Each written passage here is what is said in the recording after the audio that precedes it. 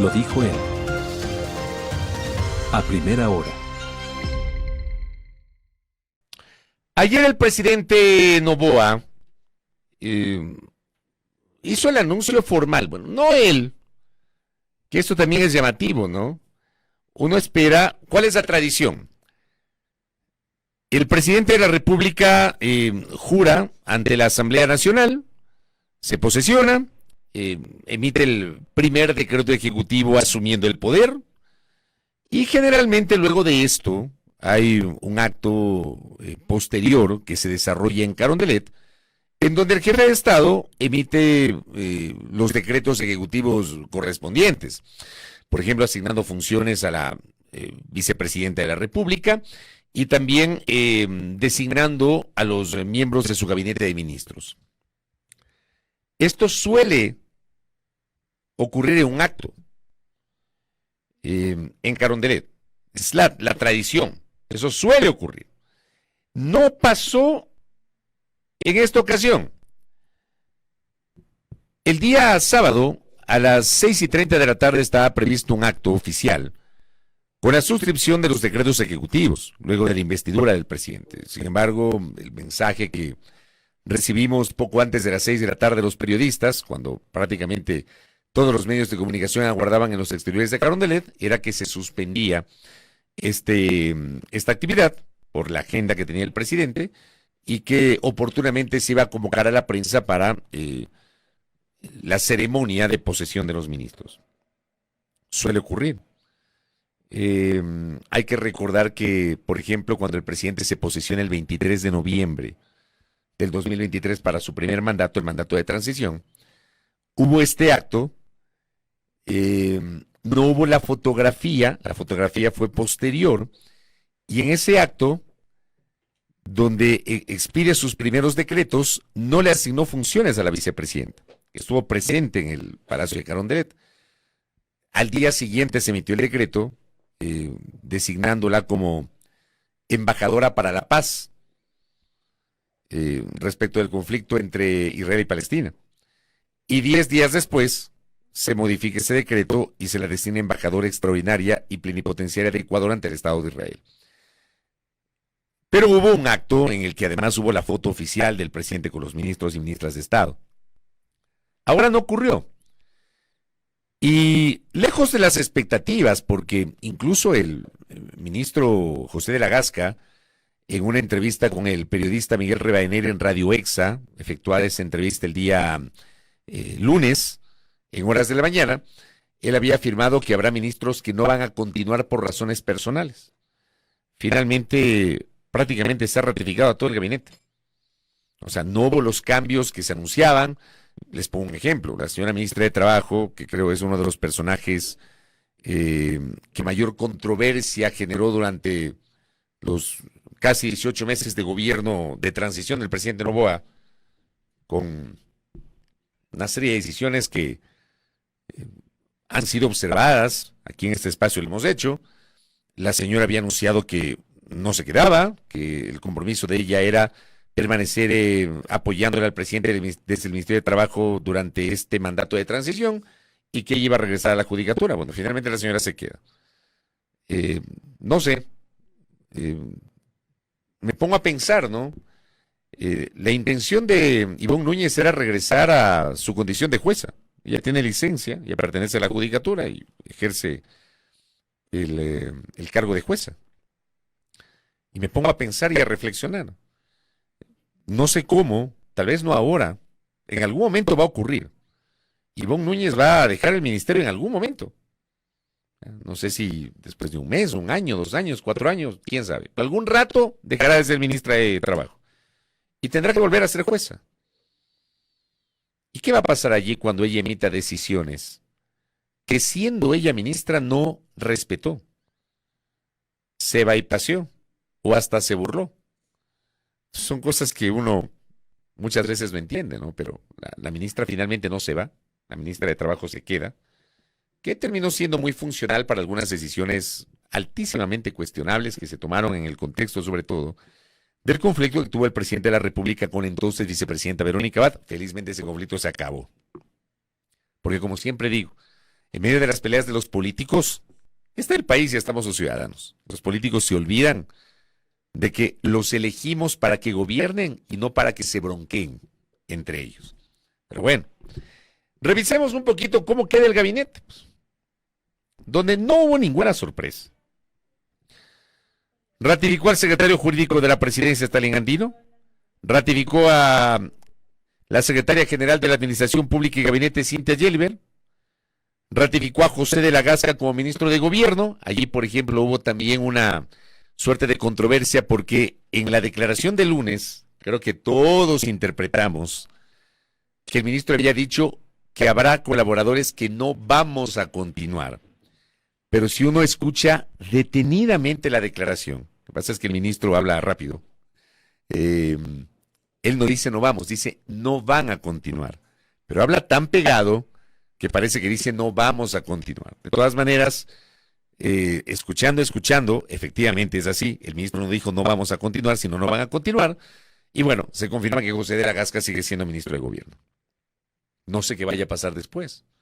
Porque ayer, en cambio, con Janet y nosotros en Visionarias, ante una pregunta de Janet, él no ha descartado la posibilidad de participar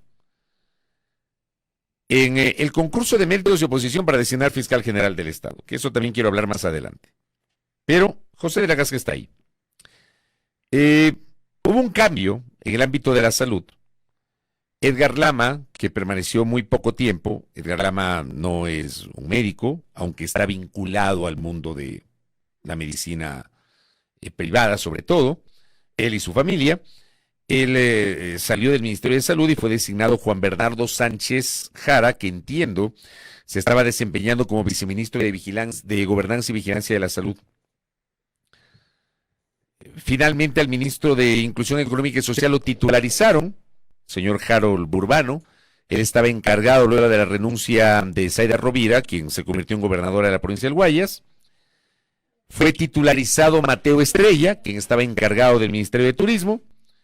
Fue designada María Luisa Cruz Riofrío, viceministra del Ambiente, fue designada ministra. Esa cartera estaba encargada a otra persona tras la renuncia de Inés Manzano, quien pasó del Ministerio del Ambiente al Ministerio de Energía. Ahora María Luisa Cruz ya es ministra titular.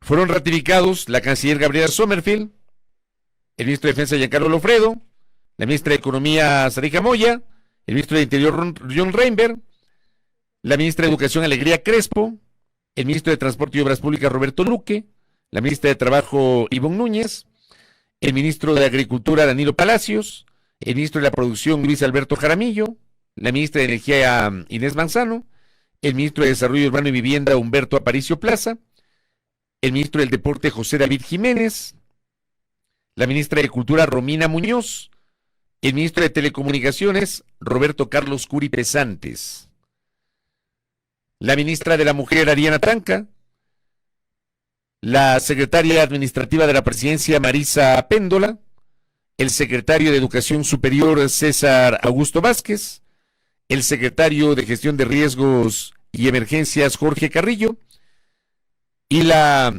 secretaria de Gestión y Desarrollo de Pueblos y Nacionalidades, Julia Teodora Angulo.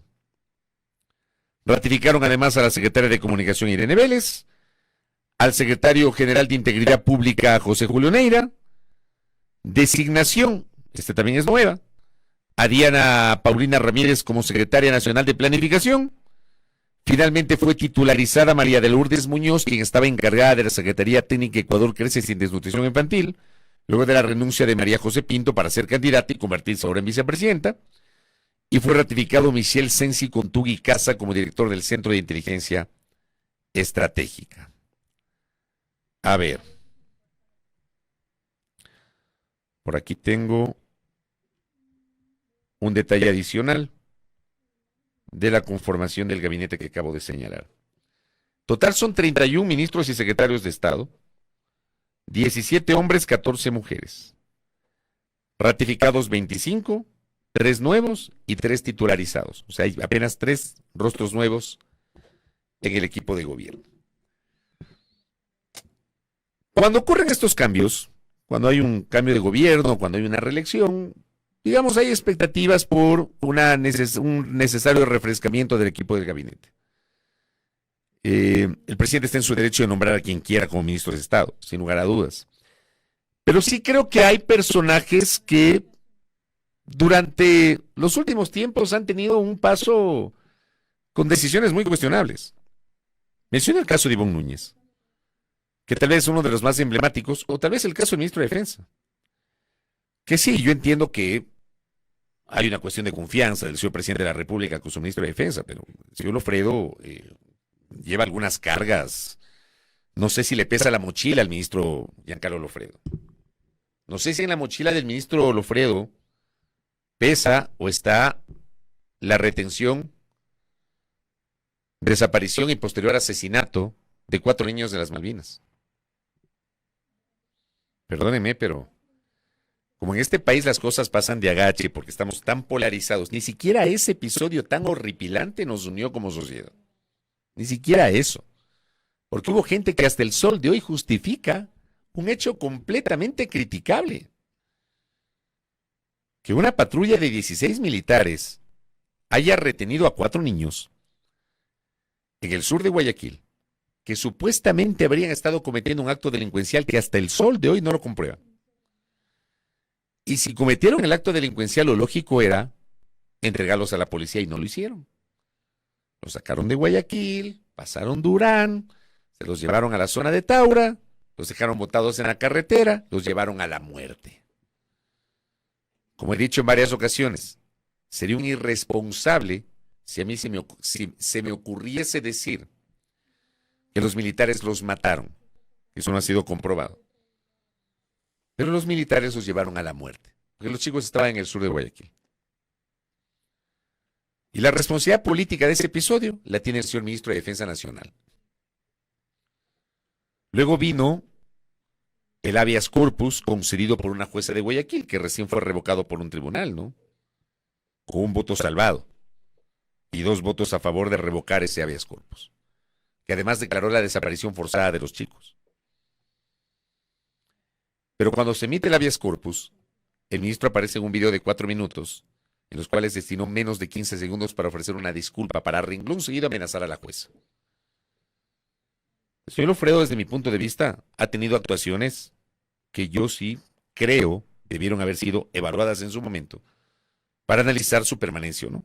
Me imagino que goza de la confianza plena del señor presidente de la República en el contexto de la crisis de seguridad y del plan que está aplicando el gobierno, aunque ya no hablan del plan Fénix.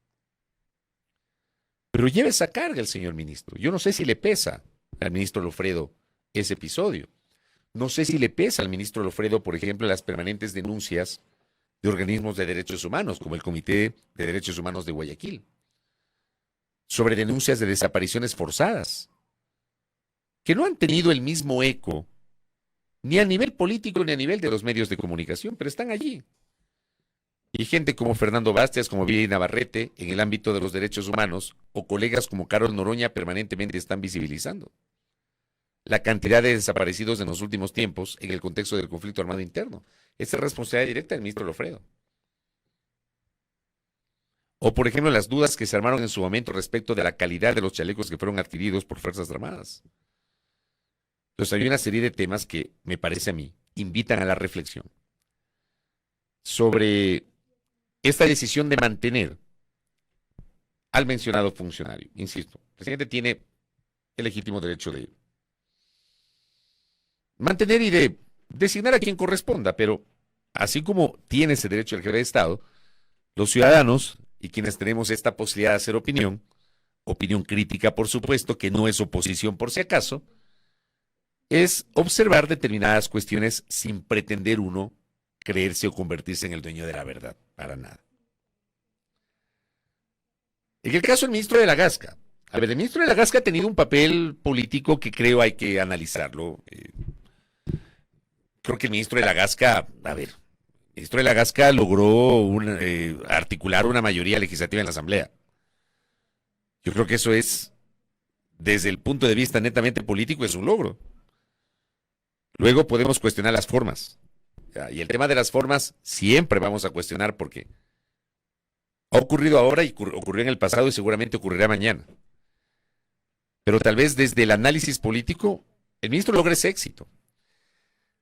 Pero me preocupa ahora mismo estas señales que se dan, que son innecesarias desde el propio Ejecutivo. Que el ministro no descarte participar en el concurso para fiscal. Yo creo que no es el momento para que José de la Gasca intente otra vez llegar a la fiscalía como lo hizo en el año 2019. José de la Gasca fue uno de los participantes del concurso que desembocó en la designación de Diana Salazar en el 2019. No descartó el día de ayer el ministro de la Gasca eventualmente participar.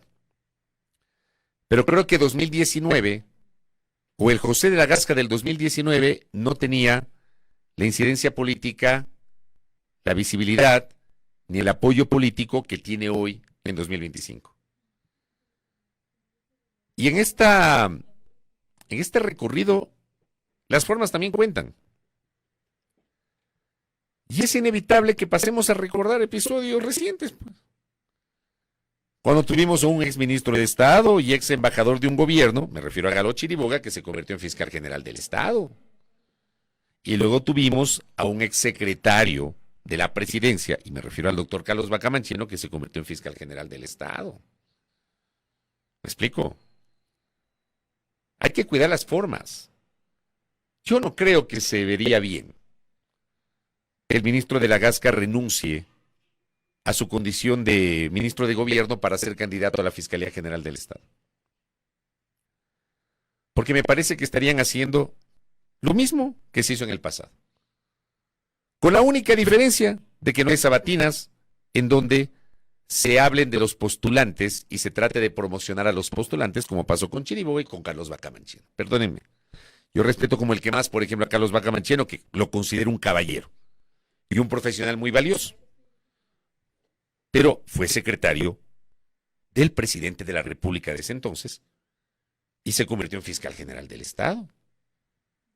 O la señora Pamela Martínez, que era la mano derecha del presidente de la República, era la asesora del presidente de la República, y se convirtió en jueza de la Corte Constitucional con puntaje perfecto de 100 sobre 100. Y la eligieron vicepresidenta de la Corte Constitucional. Ya saben lo que pasó, ¿no? La historia cuenta qué pasó con la señora Martínez. La señora Martínez se convirtió, a través del cuaderno de Hello Kitty, del diario de Hello Kitty, en la pieza clave del caso Sobornos. O el doctor Gustavo Yalc, a quien lo respeto como el que más. Yo le tengo un gran aprecio en lo personal a Gustavo Yalc.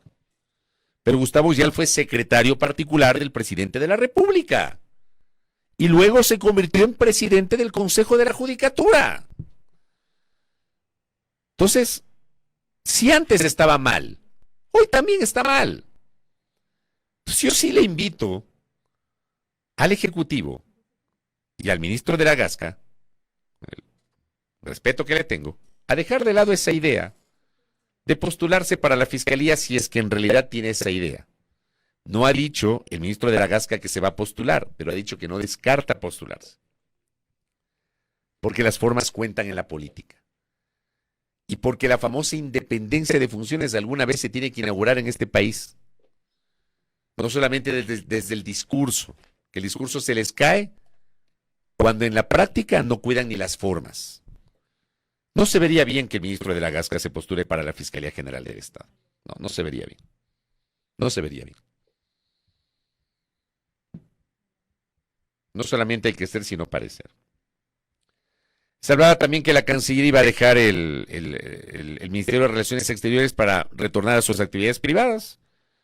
Gabriela Sommerfield goza de la confianza absoluta del presidente. De hecho, junto a Giancarlo Lofredo, por ejemplo, han sido de los ministros que han permanecido desde el primer día con Daniel Noboa, al igual que Danilo Palacios en Agricultura, la propia Ivonne Núñez en Trabajo. El caso de Ariana Tanca también desde el inicio del gobierno. El señor Humberto Plaza, que tal vez ha sido uno de los ministros menos mediáticos de este gobierno. La señora Romina Muñoz en el caso de Cultura. Me parece que Cultura y Desarrollo Urbano han sido de los ministros menos mediáticos. Menos mediáticos. Y han mostrado, digamos, poco. No pretendo decir que no han hecho nada, pero tampoco sé qué han hecho porque no se ha mostrado, me parece a mí, con mayor solidez, con mayor fuerza lo que han hecho. Ministro Roberto Luque, también ha sido ratificado. Ministro Luque, a ver si resolvemos ahora sí la situación vial que es calamitosa en este país. Pero ya hay que tomar decisiones. Alguna vez en una entrevista que el ministro Luque nos concedió acá en este espacio, hablaba justamente de la falta de plata. O sea, y fue sincero y dijo, no hay plata. Bueno, hay que resolver el tema vial. Más allá de determinadas acciones para paliar temas puntuales, hay carreteras que están destrozadas en el país. Otra vez, vuelvo a citar como Catarnica, los 90 kilómetros que enlazan Quinindé con Esmeraldas. ¿Cómo quieren activar la parte turística en la provincia verde si no tenemos una carretera decente que nos lleve hasta la provincia de Esmeraldas? Porque es de terror esa carretera. Y en la noche, yo no recomiendo que viajen en la noche por la carretera Quinindé Esmeraldas. Está destrozada. La carretera que enlaza Balvanera Colta con Payatanga, con Comandá y Cumbucay, destrozada. Y era una carretera de concreto. Pero por la falta de mantenimiento, destrozada la vía. Las vías de Loja. Yo he recorrido la provincia de Loja, parte de la provincia de Loja. ¿Ya? La red vial de Loja está destrozada. Destrozada. Resulta que la última vez que estuve en Loja me comentaban que no podían bajar a la costa. El enlace de Loja con Malacatos y con Vilcabamba. La red vial de Azuay. Lo que le corresponde al Ministerio de Transporte y Obras Públicas. Esa es responsabilidad de las autoridades. Yo creo que ahora le ha ratificado la confianza a Roberto Luque, ministro Luque. Hay que hacer algo con la red vial.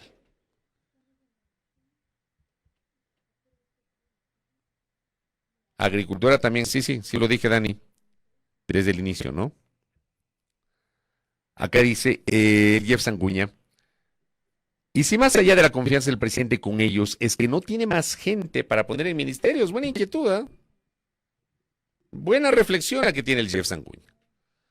Porque claro, el ministro de la Gasca dijo que varios no iban a continuar, y finalmente continúan casi todos. Y se suponía que iba a haber un refrescamiento en determinados puestos. Es más, el presidente Novoa el día viernes 23, que le concede una entrevista a la colega Yaneni Nostroza del portal Visionarias, él dijo que iba a haber sorpresas. Y no hubo sorpresas. Entonces, tampoco es descabellado lo que dice Jeff Sanguña. Capaz que hay personas que no aceptan. Yo digo, no, el tema de Petroecuador. Yo no puedo concebir que no pongamos un profesional de primer nivel que tenga un amplio recorrido y experiencia en el ámbito petrolero para que se haga cargo de Petroecuador, que es un desastre. Y me imagino que no ha de ser porque no hay gente, ha de ser porque hay gente que no quiere. Probablemente, ¿no? Acá que me dice el Dani. En teoría dice, necesita 400 perfiles el Ejecutivo para el nivel jerárquico superior. 135 nombres necesita y alrededor de 400 del jerárquico superior de confianza. Los tiene el presidente Novoa. Buena inquietud, ¿no? Acá mi doctor Vega dice, además los sueldos de los ministros son bajos para la responsabilidad que tienen. ¿Cómo creen que el servicio público es voluntariado? Ahí, por ejemplo, yo discrepo con aquellos que dicen que los asambleístas, que los ministros, que el presidente deben ganar sueldos bajos. Yo no comulgo, nunca he comulgado con eso. Yo creo que la autoridad tiene que ganar bien. Tiene que tener un buen sueldo hasta para minimizar los casos de corrupción. Pero es verdad lo que dice el doctor Vega. Hay, por ejemplo, puestos claves que en el sector privado son altamente competitivos y los salarios son muchísimo más altos que en el sector público. Y probablemente por eso hay gente que decide no jugársela, porque además trabajar en el sector público, con la forma como está estructurado el manejo de lo público y la persecución que muchas veces hay desde los organismos de control, el hecho de que aquí en este país te glosan y te pueden glosar por un tema administrativo, pero ya te pusieron glosa y es un INRI, es una marca que uno tiene en la frente, glosado. Y para el común de la gente, el funcionario público glosado es corrupto porque se robó la plata. Cuando hay glosas administrativas en este país. Hay gente que se demora 7, 8 años aguardando a ver qué pasa con la Contraloría, teniendo guardados en la casa, en los cajones de sus escritorios, los documentos, por si acaso a Contraloría se le ocurre empezar a pedir documentos. ¿Ya? Ah, bueno, claro, y aquí el Dani me recuerda lo que dijo alguna vez Fernando Santos, que se prestó obviamente para la crítica, pero al final Santos tenía razón, ¿no? Decía que el sueldo de gerente de petroecuadores no alcanzaba ni para los tabacos. Creo que lo dijo mal Santos. Pero en el fondo, la comparación con los salarios del sector petrolero privado es sideral. Es diferente, ¿no? Le envío un abrazo a Gonzalo Arbán Molestina. ¿Cómo le va, doctor? El riesgo que se asume en la administración pública es tal que debe ser bien remunerado. Yo estoy de acuerdo con eso. A mí nunca me van a escuchar decir lo contrario. Es como cuando yo defiendo el uso del avión presidencial. Y lo defendí en su momento cuando lo compró el presidente Correa. Y lo mantuvo Moreno y lo mantuvo Lazo y yo Noboa. El presidente de la República de un país tiene que tener un avión presidencial. Punto. Ya, eso de que vaya en vuelo comercial y en clase turista es de las cosas más demagógicas que hay. Hasta por un tema de seguridad. El presidente de la República, el presidente de un país tiene que tener un avión. Y el dignatario tiene que tener un buen sueldo. Tiene que tener un buen sueldo. La única forma para tener buenos profesionales. Acá me escribe una ex servidora pública. ¿Ah? Este es mi último año guardando mi paso por una institución pública, guardando obviamente los documentos por Contraloría. ¡Qué barbaridad! Hablando de la red vial, Henry me envía aquí unas fotografías. En la Loja Vilcabamba, el GAT de San Pedro de Vilcabamba ha ayudado mucho en intervenir la vía estatal con maquinaria contratada porque se erosiona como pastel a más de los derrumbes. Y ahí me envió unas fotografías. ¿Qué tal? Acá también la Cario Cejos, le envío un abrazo a la distancia. Sin contar que las auditorías emitidas por Contraloría son mal hechas. Ojalá que esto, digamos, lo encamine el Contralor Mauricio Montalvo, ¿no? Yo recién boté carpetas porque ya pasó el tiempo, dice Cari, fue servidora pública en su momento. Y cuando me multaron administrativamente, les demostré que la auditoría estaba mal hecha.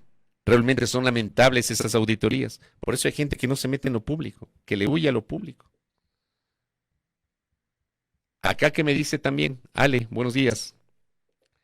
¿Y quién evalúa el alto riesgo de la reputación del nombre y la profesión de un servidor público honesto? Porque claro, aquí te etiquetan. Ya, aquí te etiquetan. Aquí se asume un cargo y automáticamente aquí le etiquetan, no solamente si es ista o antes, sino eres corrupto, no eres corrupto, ¿no? ¿Qué pasa con el riesgo reputacional? No es un intangible, es el bien más preciado, un buen nombre y credibilidad profesional.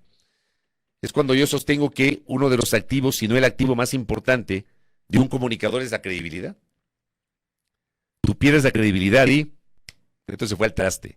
Lo mismo pasa con la reputación de una persona que tal vez deja de lado para servir al país y resulta que termina siendo afectada su reputación. O sea, son cosas que pasan. Doctora Soledad Montero. Adicionalmente a lo complejo que resulta salir de las instituciones públicas, el famoso paz y salvo, que tiene que ser firmado hasta por el nuevo Papa, lo del paz y salvo, ¿no? Y yo sé que me escuchan muchos servidores públicos y servidores públicos. Ese es un dolor de cabeza, ¿no? Tiene que firmar todo el mundo. Todo el mundo. Y por ahí si alguien no firma, salado pelado. No puede salir. Acá otra servidora pública o ex servidora pública. Creo que está la crisis en el sector privado ahora. El trabajo que uno desempeña en la credibilidad, así es, dice, de acuerdo con el comentario. Totalmente. La gente que va a trabajar en lo público se juega su reputación y su credibilidad. Por eso yo defiendo que tiene que ser bien pagado, bien remunerado. Hablando de los espacios para llenar, que me le decía Daniel Montalvo, Arturo Ruiz en algún momento me compartió esta referencia, ¿no? Se requieren al menos 135 titulares de instituciones, pero esto fue de autoría de Arturo replicado por el Dani, por si acaso. Hablamos de 20 ministerios, 6 secretarías, 4 secretarías de la presidencia, 6 instituciones con rango de ministerio, más 12 empresas públicas, 23 gobernaciones, 22 más Galápagos, que tiene un presidente de consejo de gobierno, 64 embajadas y misiones permanentes. Con eso se arman los puestos públicos que pertenecen a la función ejecutiva. Acá, por ejemplo, la Maffer me dice, si hay cambios en los mandos medios, no llegas a firmar ese paz y salvo nunca, nunca. Y en verdad, pues yo me he topado y conozco casos de personas que pasan peregrinando porque resulta que hay gente que no les quiere firmar simplemente porque no le da la gana. No tienen idea del dolor de cabeza para el pobre servidor público, que además de que sale del trabajo, algunos pierden el trabajo y resulta que para que le firmen el paz y salvo y dejar todo ok para que algún rato le paguen la liquidación es un mega suplicio. Tengo un montón de referencias sobre eso. Acá Landre Castillo me dice, las glosas se imponen a los exfuncionarios o funcionarios o servidores en funciones. ¿Ya está el doctor García o todavía no? Ya, ok. Las glosas se imponen a los exfuncionarios o funcionarios en funciones con la finalidad de recuperar recursos públicos mal utilizados. La Contraloría en sus exámenes especiales realiza un análisis del nivel de responsabilidad de cada funcionario implicado e impone un valor considerable conforme a sus funciones y o responsabilidades en el ejercicio de sus cargos. Gracias por este aporte con base en lo que dice la norma Andreita Castillo, que está en sintonía. La Cari me dice, sin el paz y salvo no cobras la liquidación. Así la LOCEP diga que tenga 15 días para pagar ese derecho. Me consta, yo conozco casos en los cuales pasan meses y naranjas, no les pagan la liquidación. Acá el Joe Espinosa dice, los salarios del sector público llevan congelados por más de una década y lamentablemente solo el que tiene padrino se bautiza, es decir, puede seguir escalando en el sector público. Eso de la meritocracia en el sector público no se aplica siempre. Que si ha habido casos, sí, tampoco voy a decir que nunca ha habido casos de meritocracia. Pero no siempre esa es la regla, más bien esa es la excepción. Edo Córdoba me dice, el paz y salvo es el trámite del sal si puedes. Yo no alcancé a recaudar los más de 20 y pico de firmas de la municipalidad y por ende no pude obtener ni liquidación. Hable serio. A ver, me había escrito... Ya, ok, tenemos algún problema con la transmisión para poder enlazarnos con nuestro invitado ya mismo. Vamos a ver cómo solucionamos esto. Acá me dice, por ejemplo, otro mensajito que recibo por acá. Estoy leyendo algunos mensajes. Le envío un abrazo a Nicolás hasta Machala.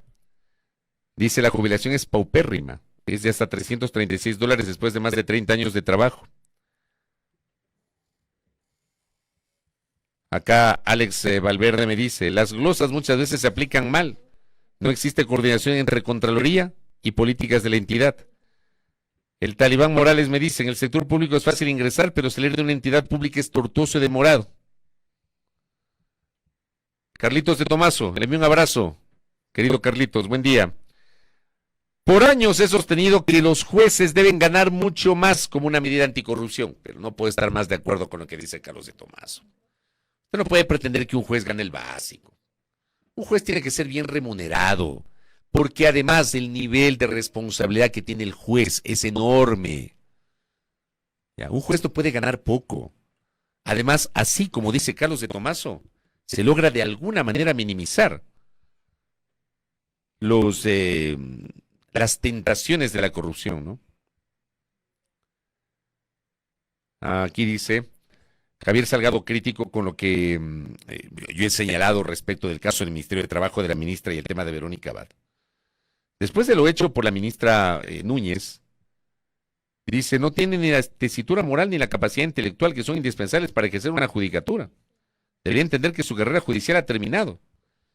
Por eso yo señalaba, o sea, yo no sé si algún rato, la ministra Núñez algún rato dejará el cargo y va a regresar a ser jueza, luego de todo lo que pasó. Y cómo se respetaron, obviamente, las decisiones judiciales, siendo ella ex jueza o jueza en licencia para ser ministra. Acá retomo el tema vial, Edwin Cobo, estoy leyendo algunos mensajes, ¿no? La carretera Los Bancos, Las Mercedes, esa vía le corresponde al gobierno. Esa vía, por ejemplo, enlaza San Miguel de los Bancos con la parroquia Las Mercedes y con Santo Domingo. O sea, es esta vía que tenemos en el noroccidente. Pero está hecha a pedazos, dice. Y hay un letrero que dice que es competencia del Estado. Ahí tiene otra vía, ministro Luque. Acá en corto me dice un oyente. No dijo nada sobre el director del SNAI. Bueno, el director del SNAI no tiene rango de ministro, capaz que por eso.